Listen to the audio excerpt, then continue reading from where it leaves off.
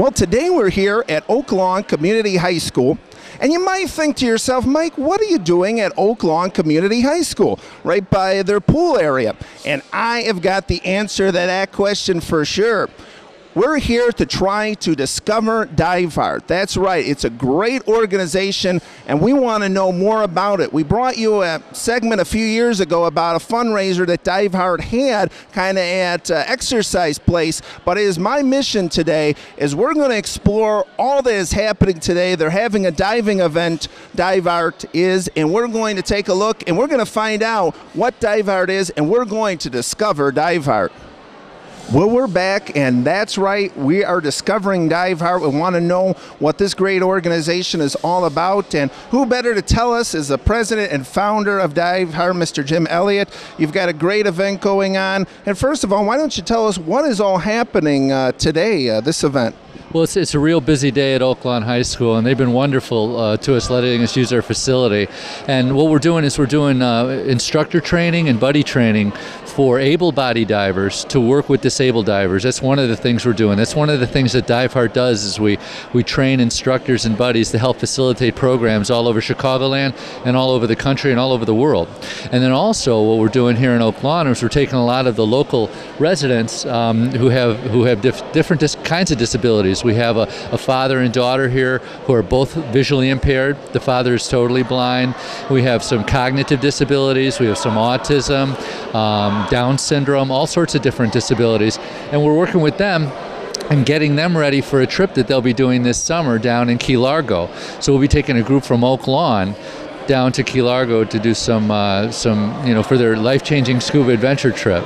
And then we also have some veterans from Hines VA, and we also have some doctors and some therapists that are learning too. Because what we're trying to do, Mike, is we're trying to draw a medical baseline and create some research to show that scuba diving is a therapy, not only physically but psychologically, for individuals with all kinds of disabilities. Right, and now we have to ask that question. We're discovering DiveHeart. What is DiveHeart all about? We understand that you started the organization. Could you tell us the history of the organization, what it's all about? Oh, absolutely. DiveHeart is a 501c3. We're a totally volunteer, not-for-profit organization, and we're based in Downers Grove, but we serve all of Chicagoland, and we help facilitate disabled dive programs all over the country. What we do, Mike, is we use scuba diving as a tool to help create a paradigm shift in the way individuals look at themselves, people who have disabilities. We have them focus on what they can do instead of what they can't do. And by doing that, what the other people do is they see that someone in a wheelchair, somebody who's visually impaired, can all of a sudden do something that a lot of able-bodied people can't do. And now they start looking at them differently. So all of a sudden it's not Johnny in the wheelchair anymore, it's Johnny the scuba diver. And he says, he was on a shark trip, and his friends go, "Oh yeah, sure you were." And he goes, "No, really." And he pops in a DVD, and there he is diving with sharks. And his friends go, "Wow, that's cool. Those are sharks." And all of a sudden, he's a shark diver. And that's what we try to do. Almost to a person, Mike, when they come back from a trip, they believe that they can do anything. And if they believe they can do anything, even if they don't scuba dive again, they'll go forward in life and take on challenges that they might not otherwise take on. Well, we're back here discovering DiveHeart, and I'm now with your name, sir? Daryl Young. And Daryl, I understand besides proudly serving your country as a veteran, you're here today doing some things. I understand you're a certified diver? That is correct, yeah. Right, and you're going to be diving today or observing? Or? Well, I'll be diving today. I would get as much practice as I can in, so, having a good time with it. Right, and you've been involved with DiveHeart for a while, or? I've been involved with it for about 3 years now, and I became certified probably about maybe 5 months ago.